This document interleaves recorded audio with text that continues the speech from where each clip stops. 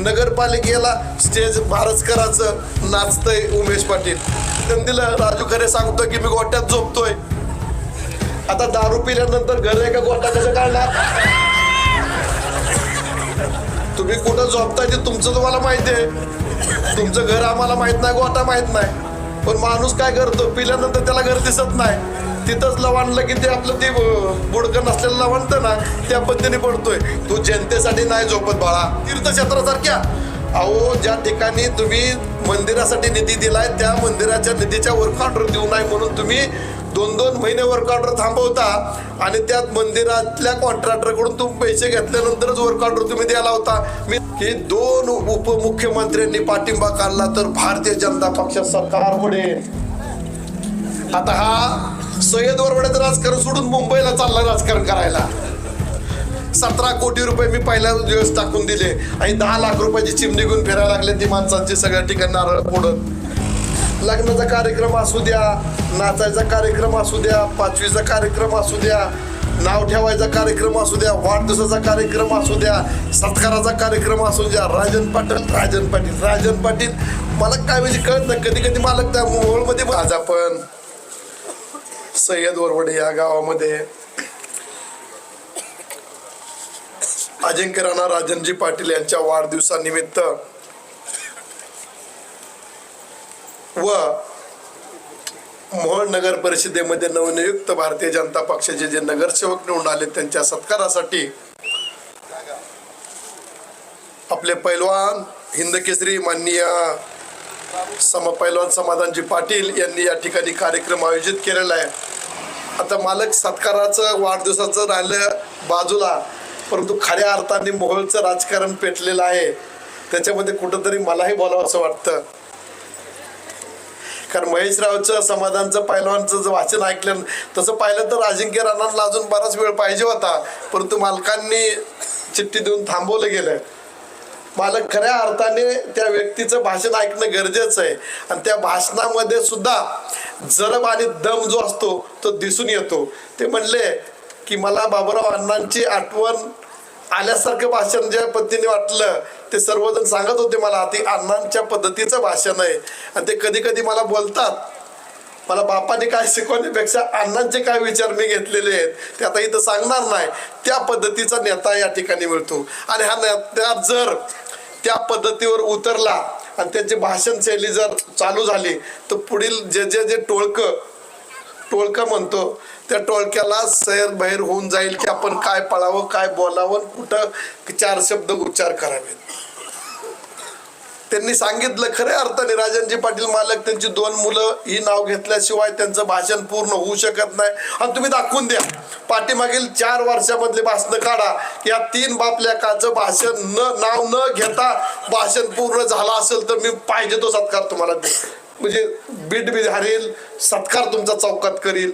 खरी गोष्ट अजिंक्य पाटलांनी सांगितली.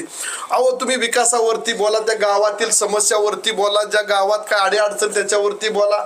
तुम्ही ठीक आहे, एकदा माणूस काय म्हणतो, एकदा झालं 2दा झालं 3ऱ्यांदा होत नाही. तुम्ही विधानसभेला फसवणूक करून तुम्ही भाषणशैली करून तुम्ही माणसांना येण्यात काढायचा प्रयत्न करताय. नगरपालिकेला स्टेज भारसकराचं नाचतंय उमेश पाटील. बघा तुम्ही स्टेज कोणाचं मी आता बोलतो, कारण का त्याला लग्नाचा कार्यक्रम असू द्या, नाचायचा कार्यक्रम असू द्या, 5वीचा कार्यक्रम असू द्या, नाव ठेवायचा कार्यक्रम असू द्या, वाढदिवसाचा कार्यक्रम असू द्या, सत्काराचा कार्यक्रम असू द्या, राजन पाटील मला काय म्हणजे कळत नाही. कधी कधी मालक त्या मोहोळमध्ये म्हणले की बाबा किती तुम्ही राजन पाटील करता, रात्रीचं दचकून उठतंय. बरोबर आहे. बोलण्याचा उद्देश माझा एक आहे की तुम्ही एक जिल्ह्याचे राष्ट्रवादी काँग्रेस पक्षाचे जिल्ह्याचे तुम्ही अध्यक्ष आहात, तुम्ही त्या पद्धतीने वागावं, तुम्ही त्या पद्धतीने समोरच्या माणसांना तुम्ही जे काय तुमचे विचार आहेत ते मांडावेत. तुम्ही तुमच्या मतलबी राजकारणासाठी या तरुण पोरांना काय तुम्ही दिशा देताय, त्यांच्यावर काय संस्कार घडवताय, तुम्ही काय काय भाषणं करताय. पाठीमागील 2-3 दिवसातली भाषणं पाहिली. खऱ्या अर्थाने या तालुक्यामध्ये संस्कार नसलेली व्यक्ती या ठिकाणी स्टेजवरनी फिरत दिसतंय. तुम्हाला सांगतो या व्यक्तींना फक्त राजकारण पडलंय, स्वतःचा प्रपंच पडलाय. मालकांवरती टीका करून माझं राजकारण कशा पद्धतीने नेण्याचा प्रयत्न करतोय. त्यांना असं वाटतं की मालकांवरती टीका केल्यानंतर आपल्याला कुठंतरी मार्केट मिळेल, परंतु पाठीमागील 14 महिन्यापासून आपण पाहतोय फक्त मालकांवर टीका करून प्रयत्न करतात की आपल्याला काय मिळेल, परंतु तसं नाही. 14 महिन्यापूर्वी तुमच्यावरती जबाबदारी टाकलेली आहे या मोहोळ मतदारसंघातील जनतेने. तुम्ही ती पार पाडणं गरजेचं आहे. विकासात्मक बोललं पाहिजे, वाड्या वस्त्यावर जाणारे रस्ते केले पाहिजेत, पाणी पुरवठा योजनेकडे लक्ष दिलं पाहिजे. अहो पाठीमागील 3,500 कोटी रुपयाचा निधी आणल्यानंतर सुद्धा आमचा पराभव झाल्यानंतर मालकांनी आम्ही त्याच दिवशी पराभव मान्य करून दुसऱ्या दिवशी 24 तासाच्या आतमध्ये मतदारसंघामध्ये येऊन जनतेमध्ये मिसळलो. सुख दुःखामध्ये आम्ही मिसळतोय. तुम्ही निवडून दिलेला आमदार तुमच्या गावामध्ये किती वेळा आला हे 145 गावांनी विचार करावा. 145 गावातल्या किती गावामध्ये तू गेलाय? कमीत कमी ज्या गावांनी तुला मतदान दिले त्याचा आभार मानाय तरी तू गेलाय का? ऑक्टोबर नोव्हेंबर 2024 ला शेवटच्या कॅबिनेट बैठकीपर्यंत आपण विकास कामाच्या निधी आणण्याचा प्रयत्न करत होतो. मालकांनी 1000 कोटी रुपयाची शेवटच्या हप्त्यामध्ये उद्घाटन भूमिपूजन केले. त्या ठिकाणी यशवंत माने नव्हता. मालक म्हणाले जेवढा आणता येईल ते शेवटच्या दिवसापर्यंत तुम्ही घेऊन या. शेवटच्या कॅबिनेट मीटिंग मध्ये आष्टी उपसा सिंचन योजनेच्या तृतीय प्रशासकीय मान्यता 722 कोटीला मंजुरी घेतली. त्याच वेळेस तुम्हाला शेवटी बिबिदारपळे या ठिकाणी प्राथमिक उपकेंद्राला मंजुरी घेतली. तुम्हाला सांगतो या ठिकाणी वरकुटे म्हणून छोटं गाव आहे, त्या ठिकाणी उपजिल्हा रुग्णालयाला मंजुरी घेतली. शेवटच्या दिवसापर्यंत काम करत होतो. आणि आता हे मालक 10 लाख रुपयाची कामाचं उद्घाटन करायला लागलेत. मालक 10 लाख रुपयाच्या कामाची. या सय्यद ओरवडे या ठिकाणी मी 17 कोटी रुपयाचा तुमच्या तलावाच्या दुरुस्तीला मी रक्कम दिली. शिंदे सरकार आलतो उद्घाटनाला, मी फोडलाय नारळ, कुठे तलाव सुद्धा मला माहित नाही. 17 कोटी रुपये मी पहिल्या दिवस टाकून दिले आणि 10 लाख रुपयाची चिमणी घेऊन फिरायला लागले ती माणसांची सगळ्या ठिकाणी नारळ फोडत. ती कोणीतरी सांगितलं की लाख रुपयाच्या कॉन्ट्रॅक्टरला खर्च होतोय.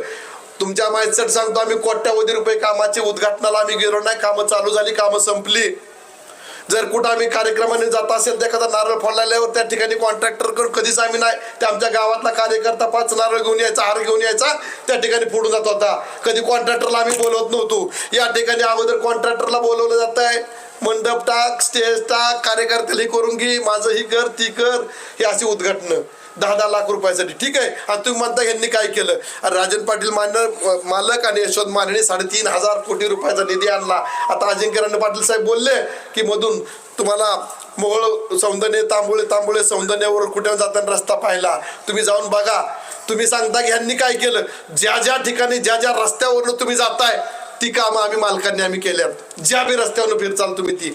आणि ज्या सभा मंडपामध्ये तुम्ही बसून म्हणता ह्यांनी काय केलंय, तो सभा मंडप आमच्या निधीतनं झालेला असतोय. तुम्ही पहा, तालुक्यातील प्रत्येक गावामध्ये उपसा सिंचन योजना मंजूर केलेली आपण, पाणी पुरवठा योजना, आणि त्या ठिकाणी प्रत्येक ठिकाणी कामं चालू आहेत. क्रीडा संकुलाच्या माध्यमातून आपण काम केलं असेल, तुमच्या क्रीडा विभाग असेल, 25-15 मधून असेल, सामाजिक न्याय मधून असेल, अल्पसंख्याक असेल, जे DPDC असेल, नगर विकासचा निधी असेल, जे निधी आणता येईल. तुम्हाला सांगतो बेगम सारखा या ठिकाणी आपल्याला मोहोळ या ठिकाणी बेगमपूरला 4,80,00,000 रुपयाचा निधी आपण आणला. सोलापूर जिल्ह्यामध्ये तीर्थक्षेत्र या आराखड्यामधून एकमेव निधी जिल्ह्यात मिळालेला तो बेगमपूर या ठिकाणी आहे. असं वेगवेगळ्या ठिकाणावर आपण निधी आणण्याचा प्रयत्न करतोय आणि ती कामं आपण केली. अजून पुढील 2 वर्षापर्यंत आपलीच कामं चालू असतील, त्यांची कुठली कामं चालू नसतील. तुम्हाला सांगतो कुठंतरी आमदार निधी 5 लाख 3 लाख 10 लाख 5 लाख रुपये दिले असतील ते ठीक आहे. पण आज खऱ्या अर्थाने बोलायचं म्हणजे तो आमदार राष्ट्रवादी काँग्रेस पवार साहेबांच्या पक्षातून झाला. त्याचं नाव आहे राजू खरे. तुम्हाला माहिती आहे ना? तुमचा आमदार माहिती आहे ना? हा नाही मोहोळचा तर हो. तर तो काय म्हणतोय माहितीये का की 2 उपमुख्यमंत्र्यांनी पाठिंबा काढला तर भारतीय जनता पक्ष सरकार पडेल. आता हा सय्यद ओरवड्याचं राजकारण सोडून मुंबईला चालला राजकारण करायला. म्हणजे त्या दोन नेत्यांचा म्हणजे कोण एकनाथ शिंदे साहेब अजितदादा पवारांचा निर्णय हा घेतोय की ह्यांनी पाठिंबा काढला की भारतीय जनता पक्षात सरकार पडेल आणि ह्यांनी पाठिंबा काढला ह्यांच्या पक्षात किती आमदार शिल्लक राहतात ही पहिलं बघा. तुम्ही कोणावर लागला? देवेंद्रजी फडणवीस साहेबांची ही करायला लागला तुम्ही. अरे तुम्हाला अजिंक्य पाटलांनी मैत्रण सांगितल्याप्रमाणे तुम्हाला चालता येईना, तुम्हाला बोलता येईना आणि तुम्ही महाराष्ट्राचं राजकारण करायला निघालेलं आहे. काय व्यक्ती आहेत, काय आहेत? विधानसभेला मतदान घेण्यासाठी ह्यांची आम्ही विधान निवडून झाल्यानंतर ह्यांची आम्ही पूर्ण पोलखोल करू, आम्ही सगळं निधी जे खाल्लाय ते आम्ही बाहेर काढू, आम्ही ह्यांचा भ्रष्टाचार केला, हे 3.5 कोटी नाही. अरे बेट्यांनो, मी तुम्हाला आज इथं स्टेजवरनं सांगतो, राजनजी पाटील मालक यशवंत मानेंनी 3,500 कोटी रुपयाची बुकलेट काढलंय, पुस्तक काढलंय. त्या पुस्तकातलं जे काम आहे ते काम मंजूर झाल्याशिवाय टाकलेलं नाही आणि त्यातलं एकही काम तुम्हाला सांगतो नसेल झालेलं तर तुम्ही त्याची चौकशी करण्यात यावी. पण भूल तापा करू नका. 3,500 कोटी रुपयाचा एकही रुपयाचा निधी कमी नाही. आणि जर तुम्हाला 13 महिन्यामध्ये तुम्हाला 13 रुपये सापडले नाहीत की बघा बोगस पत्तीन झालेलं आहे. राजन पाटलांनी पैसे एवढे खाल्ले, यशवंत मानेंनी हे केलं ती केलं, कशासाठी? आता 14 महिन्यात तुम्ही काय करता ती दाखवा. आम्ही भ्रष्टाचार केलाय ना, आमचा भ्रष्टाचार काढा. आम्ही चुकीची कामं दिलेत ती काढा. अरे कुठे आमचा सावळेश्वरचा तो शुक्राचार्य आवळे त्याच्यावरती 51 लाख रुपयाचा तुम्ही दंड बसवायला लावता, त्याचा काय संबंध नसताना. आणि तुम्ही जर लायकीवान होता, मालक यांनी ज्या 4-2 रस्त्यासाठी जर मुरुम टाकला असेल तर तुमच्या बापाच्या खिशातला पैसा तिथं रॉयल्टीला भरलाय का हे दाखवा ना पहिलं. का बरं? शुक्राचार्यांनी मुरुम उचलला, त्यांनी रॉयल्टी भरली नाही म्हणून तुम्ही सांगता. या ठिकाणी पाटकुल पेनूर मध्ये 4-4 पाट्या तुम्ही टाकल्या, गाड्या टाकल्या, त्याचा रॉयल्टी तुम्ही भरली का ही आम्ही विचारायचं नाही. आम्ही वर्षभर तुम्हाला मोकळं सोडलं होतं, तुमच्यावर गुन्हे दाखल होणार नाहीत. तुमचे फेसबुक ओपन केलं तुम्ही रस्ते दाखवचाल, आम्ही बोलत नाही. याचा अर्थ काय? आम्ही म्हटलं चला 1 वर्षभर तुम्हाला देऊन टाकू, तुम्ही काय करताय, दिवं लावताय ती बघूया. अरे भरपूर साऱ्या गोष्टी आहेत अशा ज्या गोष्टी आहेत तुम्हाला काढल्यानंतर तुम्हाला कळेल. आणि आमचे कॉन्ट्रॅक्टर असतील किंवा कार्यकर्ते असतील त्यांच्या तुम्ही पाठीशी लागताय. पैसे घेतले की निवांत झालं.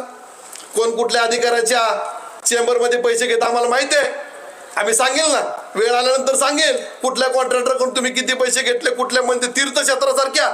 अहो ज्या ठिकाणी तुम्ही मंदिरासाठी निधी दिलाय त्या मंदिराच्या निधीच्या वर्क ऑर्डर देऊ नये म्हणून तुम्ही 2-2 महिने वर्क ऑर्डर थांबवता आणि त्यात मंदिरातल्या कॉन्ट्रॅक्टरकडून तुम्ही पैसे घेतल्यानंतरच वर्क ऑर्डर तुम्ही द्यायला होता. मी नावानिशी कुठल्या चेंबरमध्ये सर्व देईल, परत आता चाललंय ठीक आहे, तुम्ही म्हणला असता पडलाय आमदार म्हणून काय बी बोलायला लागला म्हणून 12, 13, 14 महिने दिले. इथून पुढे अजिंक्य पाटील साहेबांनी सांगितल्याप्रमाणे जशा तसं प्रत्येक ठिकाणी उत्तर दिलं जाईल.